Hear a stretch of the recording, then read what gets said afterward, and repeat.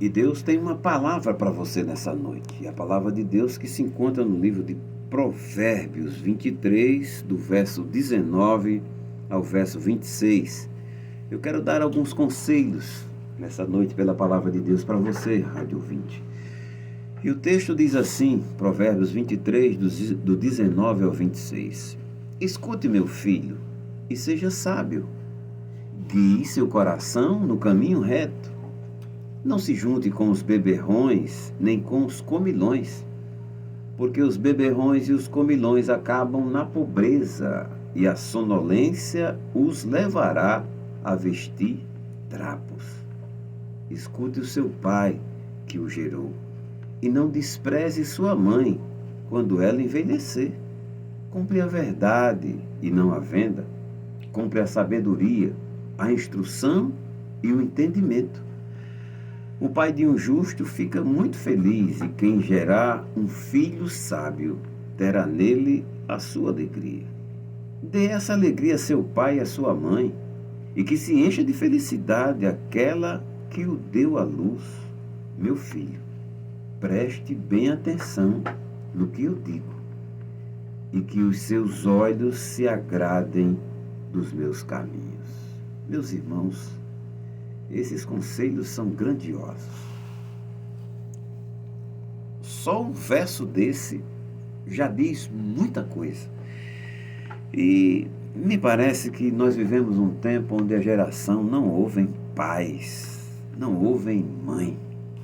Elas vivem como se não tivesse ninguém para se justificar, para obedecer.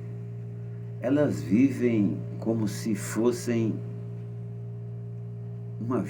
vidas desgovernadas. São carros descendo de ladeira abaixo, sem freio.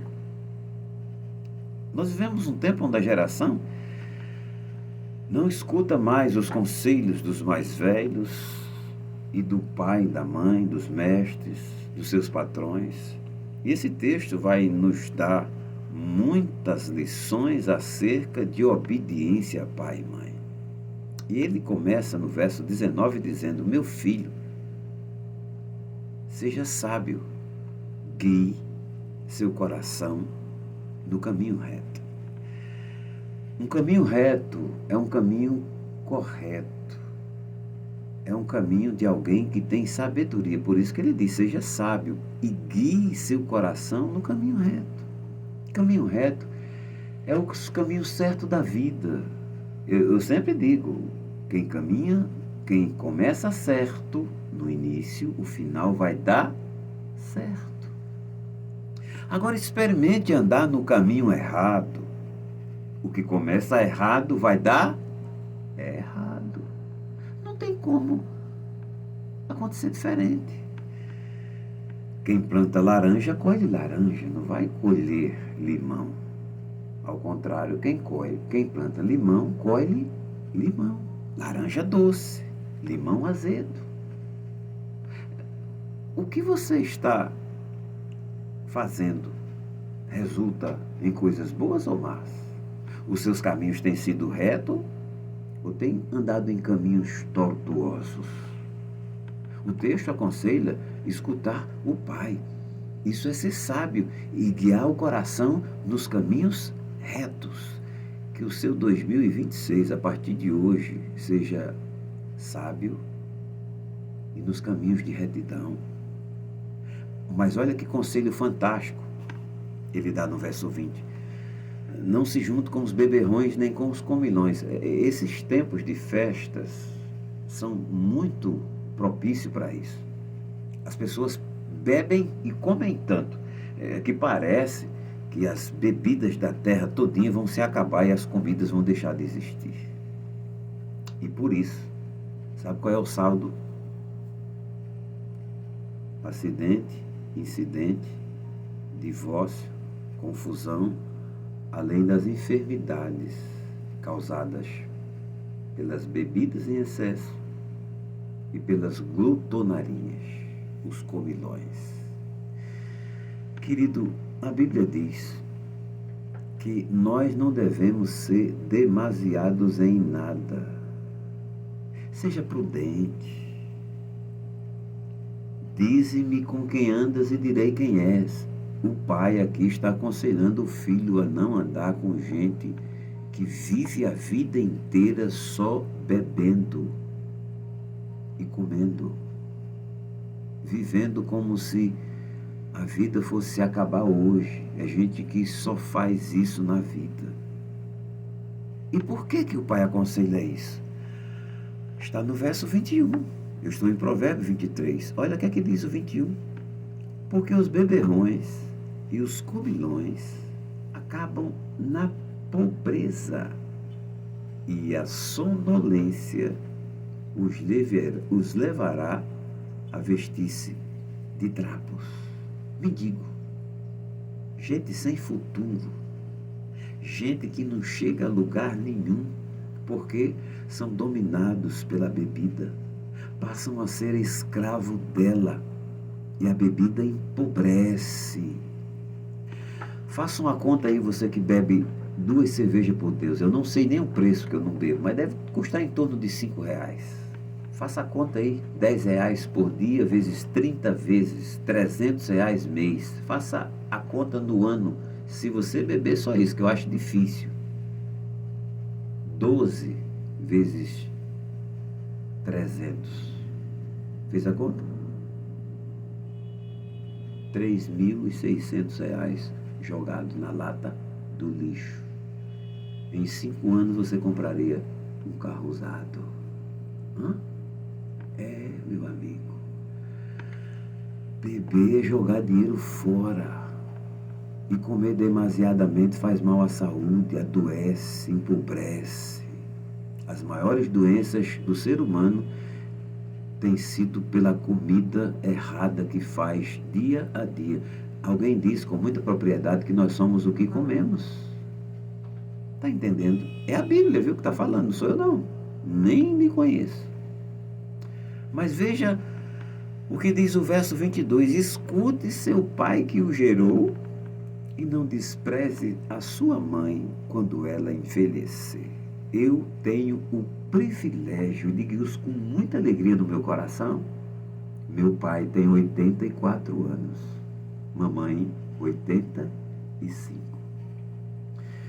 Eu paro para ouvir e beber as verdades que meu pai me diz. Eu escuto meu pai até hoje. Eu ainda me aconselho com meu pai. Minha mãe, apesar do seu Alzheimer avançado, ela vive muito debilitada, mas até um certo dia ela me dava conselhos. Os filhos não têm ouvido o pai e a mãe, têm desprezados, e alguns nem são ainda idosos, são jovens. Ora, a minha vida, tudo que eu sou, que aprendi e que tenho, eu não sou bilionário, mas eu tenho uma riqueza grandiosa dentro de mim. Sabe o que são? Os conselhos e os ensinamentos de meus pais. Nunca roubei, nunca matei, nunca enganei ninguém, mesmo antes de ser crente e pastor. Meu pai sempre foi um homem de caráter, idôneo, verdadeiro, honesto.